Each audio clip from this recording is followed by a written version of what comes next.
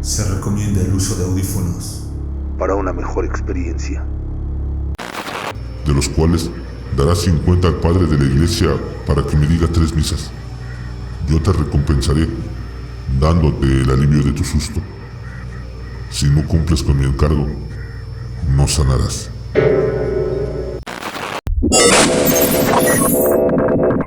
Relatos de Terror Podcast. ¿Te atreves a escucharlos? El espectro del cementerio.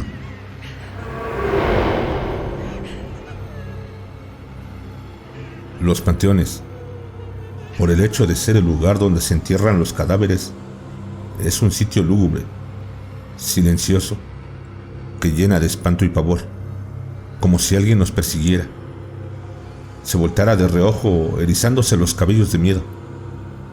Por esto, en los cementerios se enlazan tantas leyendas y los cuentistas sitúan sus relatos en tenebrosos campos santos para darles visos de terror a sus fantasías y de tener temblando de espanto a su auditorio. En el Panteón de Guadalupe, en la ciudad de Aguascalientes, se han ubicado muchas historias, las que cuenta la gente, y tan solo al pasar frente a él, se apodera de las personas un miedo, como si un muerto saliera a perseguirlas. Una de tantas leyendas que corre de boca en boca es la que escribió el profesor Alonso Montañez, en la que relata que el señor Jesús Infante, un conocido cantero del lugar, fue requerido por don Carlos Espino para realizar un trabajo, para él muy importante, pues era terminar un monumento familiar en el Panteón de Guadalupe, con la súplica que el trabajo debería ser terminado el día que le había fijado don Carlos.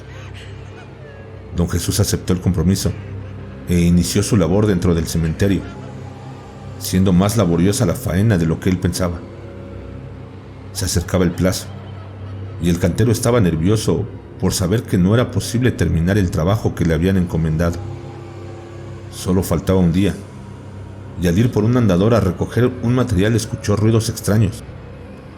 Volteó para ver si había alguna otra persona, pero al sentirse solo, se le enchinó el cuerpo y siguió escuchando aún.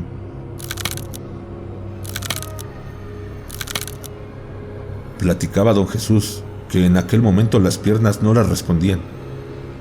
Quería correr, pero no podía porque las extremidades inferiores las sentía de plomo. No pudo gritar. La voz no le salía y sintió que los pelos se le pararon como un resplandor. Volteó hacia atrás y su sorpresa fue cuando vio un esqueleto que lo seguía y que, moviendo las mandíbulas, las que sonaban al juntársele los dientes, clarito oyó una voz que le decía: Compadécete de mis penas que me atormentan en el purgatorio. Tengo muchos años sin descanso. Pide a mi abuelo, padre de tu abuelo, de que los 12,000 pesos en plata que están al pie de la alacena, que está en la cocina a vara y media de profundidad, te dé 100 pesos, de los cuales darás 50 al padre de la iglesia para que me diga 3 misas. Yo te recompensaré dándote el alivio de tu susto. Si no cumples con mi encargo, no sanarás. El pobre hombre no supo qué hacer. Al ver al esqueleto caminando y meneando las mandíbulas, con voz de ultratumba que se dirigía a él, pensó que iba a caer privado, pero sintió que una fuerza sobrenatural lo sostenía, y de pronto pudo moverse y salir despavorido, sintiendo tras de él el esqueleto que parecía lo correteaba. Corriendo, llegó a la puerta del cementerio, jurando no volver más a ese lugar y dejando toda su herramienta cerca del monumento. Pero su responsabilidad fue más grande que su miedo, y acompañado de un amigo, volvió al día siguiente para terminar con su compromiso. El cantero platicó a su compañero lo que le había ocurrido el día anterior, y los dos estuvieron trabajando, volteando para todos lados con el temor de que en cualquier momento se le fuera a aparecer el esqueleto que le había hablado y ellos cayeran privados del susto. Pero no fue así. Durante el tiempo que permanecieron en el cementerio, no se escuchó ni el más leve ruido. todo era un silencio sepulcral. Don Jesús comenzó a estar muy enfermo. Un temblor como de frío se apoderaba de él y las piernas poco a poco se le fueron paralizando, al grado de que no pudo caminar más.